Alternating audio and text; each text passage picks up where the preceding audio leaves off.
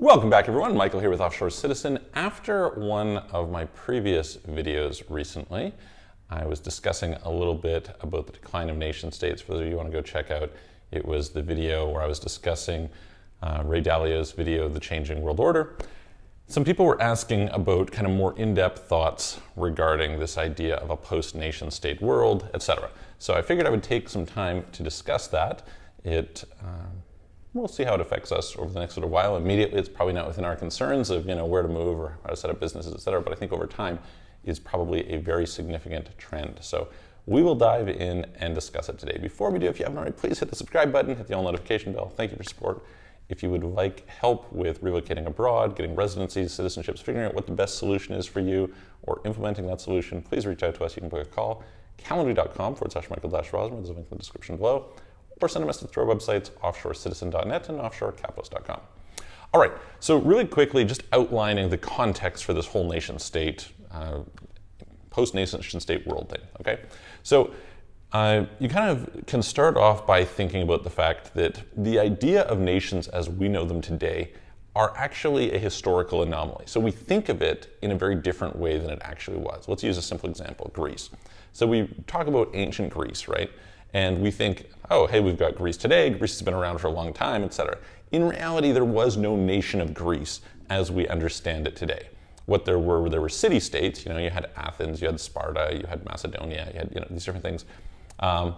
And they kind of had this loose interaction between them, and frankly, they would fight between each other, right? So the idea of nation states, even if you look at Rome, right, the Roman Empire, the construction and organization of Rome as a nation was quite different than what we find today. The modern idea of nation states and the idea of nationalism and patriotism to that, etc., mostly evolved about 100 years ago. So we saw, the rise of the various different empires, and so hence, the Ray Dalio thing. But it's worth understanding that this is a paradigm that didn't exist previously, and there's structural societal reasons, mostly driven by technology, why that came to be. And to understand why it came to be, it's worth realizing what is the key behind nations in general. Why do we use nations as an organizing unit for people? Okay, so arguably the principal role of a nation at the base level, if you think about what is a government is an organization that is a monopoly on violence, right? The principal purpose of that organization is to provide protection services to the people within it. And so borders, national borders, are principally initially defensive military borders, right? They are not first and foremost for anything else. Now, they've since been used for trade and they've been used for a lot of different other things, but principally it was military defensive borders. And nations over time would basically expand their borders through going to war with others. And there was reasons for this from a or from an economic or geopolitical standpoint, because power was fundamentally land, and we're going to talk about that in a second. The bottom line is you need to understand this as some context, okay? We're thinking from the perspective of protection. And it also made sense that the organizing unit was principally geographic, okay? So understand that we're looking at things from the standpoint of it made sense from a protection standpoint. It was primarily military, and we're talking about things from a geographic standpoint. Now, nations tended to grow. Like you might say, okay, well, why didn't we just stick with city-states or something? And the reason is because a larger organizing unit could raise a larger army, which then had more power, which could then take over more land. And so you needed to get a sufficient scale of groups and people working together, enough resources, etc., to be able to provide sufficient defense and ultimately offense, right? So a nation's or a city-state was simply not a large enough, powerful enough unit. It would just get overrun by a larger nation. And this principally was, I would say, the main area where this started to show up, especially, was with the emergence of easy-to-use weaponry, okay? So when you had an environment with people who had really difficult to use weaponry and weaponry that was really expensive, you were in a situation where only a few people could do it. So if you look at, for example, the Mongol Empire, right? The Mongol Empire expanded really rapidly by having a set of people who were basically trained from a very, very early age in riding horses and shooting arrows. A skill that, just if we're talking about the physical ability to pull back a bow that was 120, 160 plus pound pull while galloping at full speed and shoot and aim and hit accurately was an incredibly difficult thing to do. So you couldn't just say, hey, listen, let's raise the army of serfs in order to go and do this. That changed probably around the time of crossbows, right? So longbows were a little bit more difficult to use. You had to have more training, more strength, etc. But crossbows were a little bit easier. Then you had obviously muskets. And coming out of that, we saw, especially as we got into mass production, we could produce these weaponry for quite a bit less money. So if you go back to the period of, say, ancient Greece, what you find is that actually the cost of weaponry was prohibitive, right? So not everybody could have good armor, good weapons, etc. And this was kind of involved in the resource constraints that you had. And so when you have a small number of people who control the weapons, then your ability to raise an army is much more difficult because you have to negotiate with those people. They have more individual power. When you're in a situation where you have a cheap availability of weapons, and those weapons give you roughly parity with the opposition, now you can raise large armies. And when you can raise large armies and overwhelm people with smaller armies, this has a certain power dynamic advantage that you didn't see previously, okay? And so this led to essentially the modern nation state system that we have today. Now, we'll talk in a second about how that's changing, but let's go on to the other side of it, right? Which is the organizing units. So it made kind of sense to organize people according to geography at the time because the people you would deal with were principally based on those within the same geography as you were, okay? In other words, the average person didn't travel more than 20 kilometers from the place that they were born, and so that was, those were the people you would interact with. Global trade was not that significant. Mostly trade was pretty localized. Again, we saw a change when we came up to kind of the time of galleons, etc., large ships, and so we saw, arguably you had a bunch of that within the Mediterranean earlier, in particular with the empire in Venice, but then definitely later on when you're talking about the British Empire, the French, the Dutch, you have the Dutch East India Trading Company, you have the British East India Trading Company, etc. Like the whole scope of reach changed quite dramatically, okay? And that was a pretty important thing from a historic standpoint as compared with what had existed previously, where most people lived in agrarian society. They fundamentally lived kind of the same lifestyles. They probably had the same religion. And so organizing people based on that geography was really useful. And that played a really important role, which has changed today, as we're going to talk about. So, okay, now fast forward on the military side to the present, okay? So the advent of the information age really changed two of the asymmetries, right? The one is it made the value of individual soldiers and therefore the ability to scale up an army much less important, okay?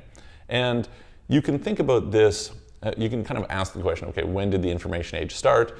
It's kind of arguable. Some people would say with the transistor, right? Probably kind of the 1940s, somewhere around there. I would argue that we could go back a little bit earlier to the advent of electricity, pretty much the time of Nikola Tesla, where we saw suddenly you have electricity and you have radio waves, and you can see already in the shift from World War I to World War II, the role technology played was dramatically different in World War II than it was in World War I, right?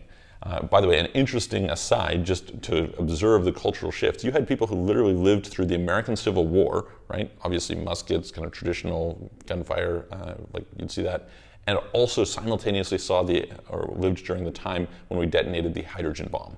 So there was a very massive change in technology during that period that was super significant to how we fight wars, what protection means, etc. And so anyway, somewhere in there, the significance of technology started to grow dramatically. And we see this with the Russia-Ukraine conflict, right? We see that, but here's a simple example for you. Try and go looking up what are the most powerful militaries in the world. And what you're gonna see is that it's a list of the number of soldiers, the number of submarines, the number of aircraft carriers, the number of tanks, the number of fighters. And the truth is, what we've seen, if we just compare US military success in invading Iraq, Afghanistan, etc., to Russian military success or lack of success invading Ukraine, is that the role of technology is super, super important, right? It doesn't matter whether you have 100 times more fighters than the other guy, if somebody has the stealth fighter that can come in and shoot them all down without the others even knowing that they're there, right? So technology has become a much, much bigger lever than scale. And this is really, really critical to the reorganization of society over time, in my opinion. At the same time, the opposite is also true. So let's think about acquiring more power, more wealth, etc. Historically, the way that you would do that was expanding the empire. We see probably the Russian czars are the best example of it, where like each generation would try and expand the Russian empire, right? They'd go and, you have Peter the Great going down trying to reach the Black Sea and building St. Petersburg, going up near Finland, etc. You've got various different leaders over time expanding the size of the empire. And what ended up, that made sense at the time because power was principally based on a few simple things. One was land, right? And land was important because you had mines, you had farms, and you had access to ports. Okay, so these things principally would give you access to more resources, which were useful. Later on, you had the advent of the Industrial Revolution, and you had factories. Again, you could take over factories, and generally speaking, factories were pretty low skill productions, meaning that you could take it over, you could replace the workers with new ones. It didn't take that long to train them up. They could run the machines, and you could have that output. So it made a lot of sense for countries to be expansionary. And now you're in the information age where the opposite is true. Okay, most of the value, if we look at the largest companies, the fastest growing companies, where do they come from? They come from the information sector. Well, the thing about the information sector is it's very high skilled, right? The difference between hiring a skillful senior developer and a junior developer is a big difference. And this partially is why we see people who are getting $500,000 a year as salaries versus people who are coming in at $50,000 a year, right? Because it's actually worth it. It actually pays for itself. Google has like $2 million per employee income, right? So it kind of gives you some context. Totally unprecedented historically. Historically, the role of capital was much more important. Today, the role of human capital is much more important. And when you look at the dynamics of human capital, you cannot get productivity at that level where you're talking about innovation by beating people, right? So you cannot coerce somebody into caring, into innovating, etc. You can't even tell whether they're, genuinely just not good at it or they're simply not motivated and inspired to work on it. And as a result, you need different motivational dynamics. And this changes the incentive structure of invasions. It makes it much less likely that one nation would want to invade another because what do they get from it?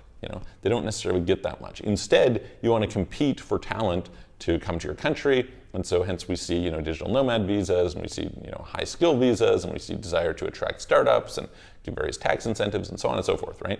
That proves to be a better model in a world where you have high skill information economy. Okay, so you have two things going on at once. One is the value of very big militaries, which require a lot of resources, gathering a lot of people, a lot of money, et cetera, together, and has decreased, right? Because now what's important, much more important, is the advent of more of technology. And it turns out that you can develop a lot higher technology without a proportional spend in dollars. If you look, for example, at Apple Computer versus IBM, back in the day, IBM was outspending Apple by a factor of 100 to 1, but Apple still was the ones who broke through and ultimately took over that space. So we just find that innovation is not really constrained by capital in nearly the same way that traditional things were. And the proportional advantage of that is really huge. Right now we're kind of starting to see cyber economic warfare. We're seeing just the very beginning of that. At some point you get to the stage where a lone hacker can disable an army, right? And so in that environment, what's the point in having the army? Right? That we start to, the whole cost benefit of this changes. And so that's really, really key. And at the same time, the incentive to go and to expand and to do these wars where you're very expansionary also decreases. We're going to see this even more if you think about how many wars have been fought over oil, right? Now if you move to something like solar power, batteries, etc., what's the situation you run into? You run into a situation where now the proportional value of going and fighting in that area declines. You can, the sun is everywhere pretty much. So these factors really change the incentives for nations. In other words, at some point you wake up and you say, hang on, why do we have this nation at all, right? Now, don't get me wrong. you're talking about a pretty long time horizon here, right? This is not something that's going to happen next week, next year, next month, etc. But it's worth understanding that the whole incentives for why we have nations, something that is so fundamental, people have not really questioned it over time. One of the things that I find kind of interesting is I don't think that being a contrarian thinker as a basis is a very good idea. I think being an independent thinker is a great idea. But sometimes when you're trying to be creative or have insights, one of the most basic things to do is to challenge preconceived assumptions, right? And so you can challenge the assumption of like, hey, why do we have nations anyway? What's the whole key there? What's going on? And you can pick practically anything and challenge it, and it kind of opens up this box of creativity. So that becomes an issue. On the flip side, you also have this organizing principle, right? Which is, okay, clearly we need some sort of coordination between people. We need ways to have people work together. We need to have ways of kind of coming together to allocate resources, to do things like producing public goods, etc. All these things are important. And so the question becomes, should nations be the unit for that organization? And the immediate argument I'm going to have for you is absolutely not. And the reason for this is because you suddenly have a plurality of people who are integrating and interacting with each other based on mostly kind of like ideological and interest-based micro niches through the internet, okay? In other words, you probably work more with people who you find online, or certainly will over time, and probably have more in common with them, and probably are more influenced by things that they are than with the person who lives down the hall from you, or the person who lives up the street from you. This is partially just a function of the fact that we have a really diverse society today, right? We have a situation where there's, back in the day you had a handful of jobs. Now how many jobs are there? There's tens of thousands of different variations on jobs. So you've got that. Likewise, as you've had immigration into places, you don't have the commonalities of things like religion. That's separated. You don't have commonalities in terms of a lot of political beliefs, et cetera, okay? And so all of this leads to the idea that your fundamental organizing units should change. You shouldn't have a world which is based on nations being the principal organizing unit anymore. Now, what does this mean? So some people, on the other end, you still need organizing units, of course, right? And you're still going to probably want some sort of kind of protection structure, and you need some ways of pulling together resources in order to work on things collectively.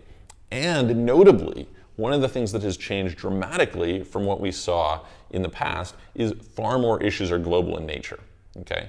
So, for example, just a really simple one, how many people have gotten an email from some Nigerian scammer to send money? Well, the problem is, again, looking at the idea that the fundamental initial role of a nation is to provide protection services. Protection services is one from external military threat, okay? But there was also law enforcement. That's one of the main functions of government that you can't very well privatize, right? There's really bad game theory reasons that if you privatize the protection services locally, you're going to have issues. And so you're trying to do this. However, now you don't have jurisdiction over in this other country. So what do you do about that, right? How do you make this happen? Likewise, you have the effects of scale that come from widespread pollution. So you might be in a country like Singapore where things are really clean and nice, but you're affected by air pollution that comes from a neighboring country. And so how do you resolve those issues? How are you able to offer this type of coordination to address those underlying concerns, right? This is a fundamental thing that has to happen.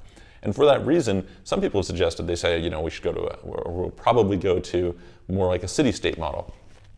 I think that's deeply, it's not thinking very deeply about the reason for nations and the problems of the world in the future and how the world is changing due to digitization, et cetera. I think that much more likely is you'll probably still have cities, right? Cities as an organizing unit kind of makes sense because you do somehow have to resolve things with your neighbor, with the person up the street. You need to have people who are able to coordinate in that regard. So probably the idea of cities is not going to go away. But then you have to figure out, okay, if we have cities, how do those cities organize with each other across the way? By the way, interesting, well, I'll come back to this in a second. So you start to say, well, we probably need some sort of other treaties, some sort of other organizations, and probably a realistic template for this is a little bit of what we see a lot in Europe, right? So we see Schengen, we see SEPA, we see the European Economic Area, we see the EU, obviously. There's various different kind of treaty organizations that people are parts of, where they sort of agree to a common set of rules, a common set of standards, etc.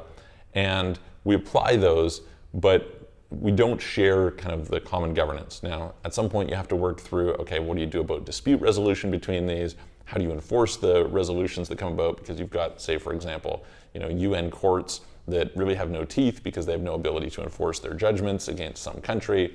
And so you get into problems like that that will need to be resolved. So I think it's going to be very interesting to say, how do we get this intersecting set of groups that cities, probably cities are the most likely unit, buy into and participate in. And then you can interact where one might, kind of like what you see with something like Norway, right? Norway is not a part of the EU, but it is a part of Schengen, it is a part of the European Economic Area, right? So you can kind of pick and choose which of these you want to participate in based on your beliefs, and you have to try and get some sort of large-scale consensus between the different participants, and then you need some sort of overarching system to arbitrate disputes between them and enforce those rules. And so you need to have some sort of skin in the game process or whatever that you can implement accordingly. So that is kind of my theory of probably how things will go. Now, just as an interesting aside for what's likely to happen, in my opinion, over the next while, and to be fair, making projections is always a terrible idea, right? Any type of projection, prediction, etc., very low chance that it actually turns out that way. You just can kind of think logically that if you, purely from a probabilistic standpoint, there is such a broad spectrum of outcomes looking forward 10 years, 20 years, 100 years, and the likelihood that you pick the right one is comparatively low. So I enjoy the kind of mechanics of thinking about how do the incentives change and how do you end up on path dependence to one place or another. But this being said, there's lots that is uncertain and will be resolved. But just the interesting thing is, all right, at what stage do nations start breaking apart? Right? Because they start to say, hang on, why am I part of this anyway? So that's, and the question that you can start asking around that is, what is the negative consequences of a nation breaking apart? So here you can, unfortunately, we don't have a lot of data, right? We don't have a lot of examples we can point to, but you can look at, for example, Montenegro broke away from Serbia in 2006. How is that played out? Arguably better, right? Arguably, Montenegro is better off today than if they'd participated in Serbia, certainly better off than Serbia. You can also look at something like Norway, right? Norway broke off from Sweden. It's one of the newer countries, not hyper new, but pretty new. And Norway, one of the most successful countries in the world, so things worked out pretty well. If you were to look at the possibilities then that Catalonia would break off from Spain, obviously they've voted to do that, they would like to do that, there's pressures that make it difficult for them to, but at some point, if you get that tipping point where this starts to happen, how does this end up working out for that area? Probably pretty well, right? If I just look at the other examples, is there a difficult transition? Are there consequences of it? Yeah, absolutely. In Canada, you've got various different separatist movements, historically Quebec, and now you've got more Alberta. They're trying to say BC and Saskatchewan, et cetera, but BC is definitely not in the same camp as Alberta. So you've got a province which produces a lot relative to most of the other parts of the country. They want to break off. Or there's people within there who want to break off. If they break off, what's the likelihood that that plays out pretty well for them? Probably pretty decent, right?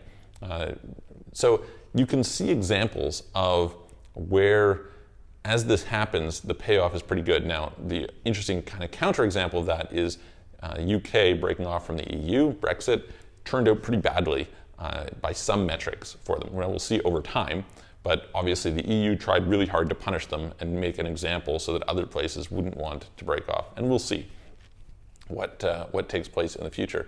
But I think that at some point in time, you will probably start to see this. And I don't think it's an immediate trend. I don't think it's going to happen. Really, I don't think it's going to be a big thing even in the next 10 years. But if we look out over the next 100 years, it's pretty inevitable, from what I can tell, that the incentive structure just leads to much more of that lower level autonomy than what we've seen in the past. So anyway, let me know what you think. Put it in the comments below, and I'm going to look forward to seeing you guys on the next video.